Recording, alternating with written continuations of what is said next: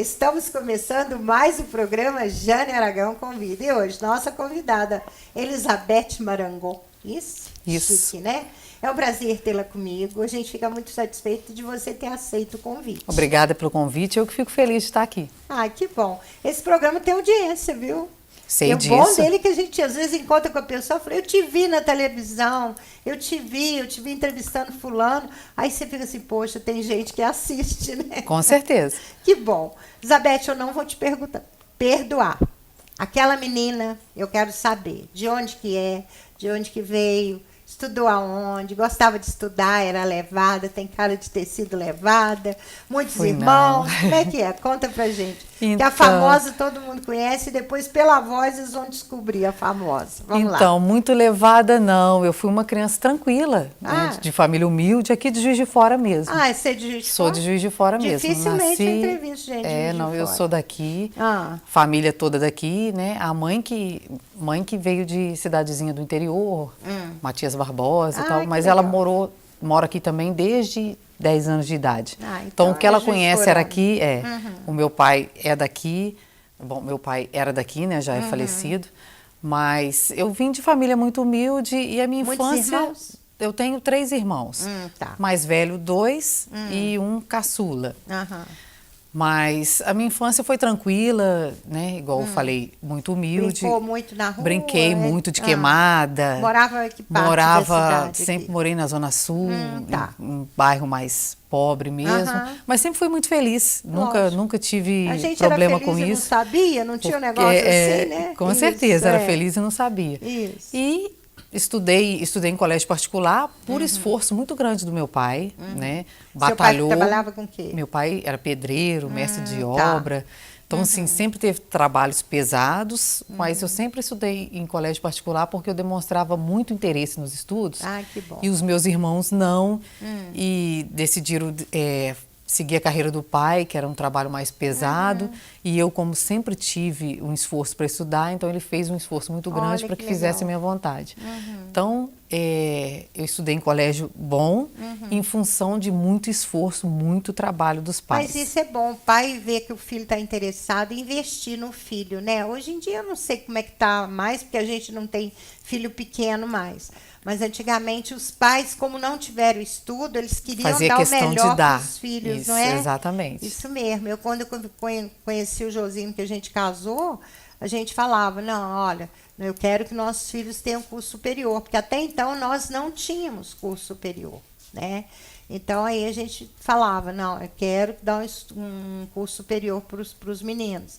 Aí os meninos foram crescendo e foram foram estudar. Aí eu falei, quer saber de uma coisa? Agora é minha vez de fazer meu curso superior. Aí fiz 2 e parti para pós-graduação, parti para doutorado. Aí fui pesquisar realmente, fui estudar realmente, mas depois de casada. Não, isso também aconteceu comigo, porque na infância meu pai deu conta... Você só fez o básico. Meu pai deu conta de pagar até que a gente chegasse no ensino médio. No finalzinho do ensino médio, onde eu precisava continuar, ele não teve tanto. Então, eu parti para o público nesse momento. Ai, que legal.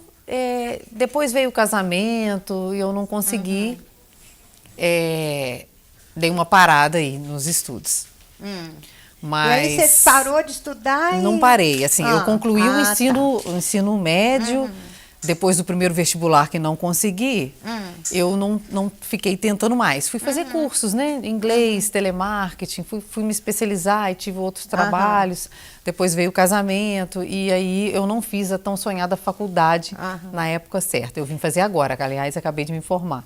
Mas eu vim fazer a faculdade agora. É isso aí. Mas vamos voltar lá. Teve alguma coisa da sua infância que te marcou? Você falou assim, eu quero ser radialista, ou eu quero ser jornalista, descobriu a sua profissão, ou alguma coisa que te prendeu, assim, que você falou, eu não vou esquecer disso, entendeu? Alguma coisa, alguma atitude do seu pai, fora essa aí, né, que foi uma grande que ele fez, de fazer sacrifício para você estudar e tudo mais, né?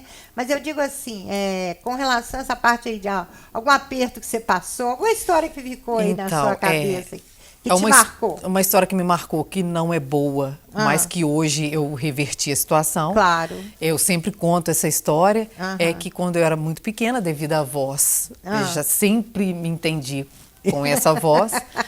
E eu sofri um bullying, que na época eu não falava bullying, no colégio, era Não, chamada era de menininho. perseguição, né? Então eu tinha muita vergonha de falar.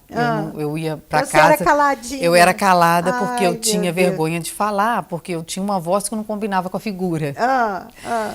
E aí E as como pessoas. é que você ficava com isso? Às vezes eu ia para casa com dúvidas nas matérias, porque eu tinha vergonha de perguntar ao Você não professor. podia perguntar, professor, como é que tá? Eu falava sempre muito forte, com uma voz muito grave, isso desde Ai, que pequena. legal. Isso não foi bom naquele momento, mas Aham. aprendi a lidar com isso. Isso. E hoje é o meu trabalho. É o seu instrumento É de o meu trabalho. instrumento de trabalho. Mal sabia você que você estava como é que é, engolindo uma coisa Que era um dom, ia te garantir né? depois, né? Era um dom. Olha que legal. E na época a gente não entende, eu era muito pequena e Beth, a criança isso não perdoa. Isso fica de exemplo para muita criança que às vezes ela é boicotada em alguma coisa que ela gosta de fazer, né?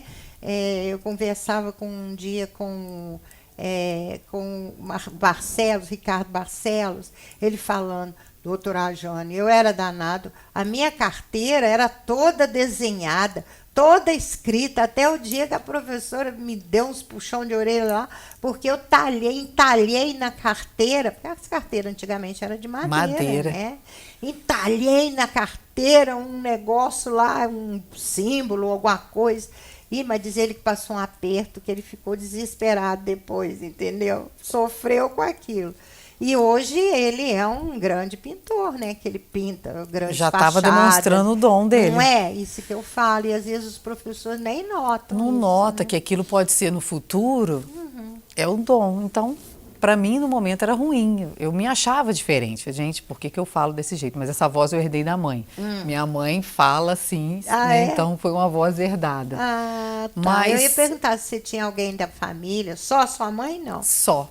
Olha Que tem uma legal. voz forte, que sempre foi assim, foi E foi minha mãe. destaque, olha que legal, né? Sempre foi. Então, nós somos parecidas fisicamente, inclusive na voz. Olha. Eu herdei muita coisa dela, assim. Que bom, né? O genes dela foi forte. Foi né? forte. É isso aí, Beth. Mas a gente tem que saber lidar com isso, né? Com certeza, né? É o caso das pessoas que não sabem lidar, não sabem com alguma lidar. diferença. Né? E às vezes as crianças estão passando por determinada situação e os pais nem sabem. Pois é. E aí fica esse recado para os pais, né? Fica Com esse recado, certeza. fica de olho. Com Procura saber se certeza. está acontecendo alguma Beth, coisa. essa história é linda, mas eu vou pedir um intervalo. Já já retornaremos. Não saia daí, é um minuto só.